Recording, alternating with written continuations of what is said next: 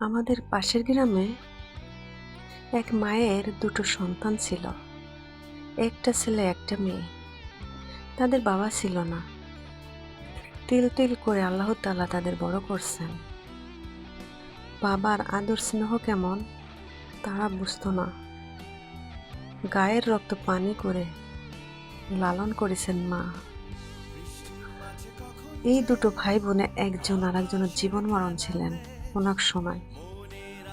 কিন্তু যখন দিন যায় বড় হয়, ভাইয়ে বিয়ে করে, তার সংসার হয়, সে তার জায়গা থেকে ঠিক আছে। বোনটা ভাইকে খুব মিস করে। ভাই কিন্তু সে আগের মতো আর নয়, পুরো চেঞ্জ হয়ে গেছে। কিন্তু বোনটা চেঞ্জ হতে পারেনি, সে আগের মতোই রয়ে গেছে।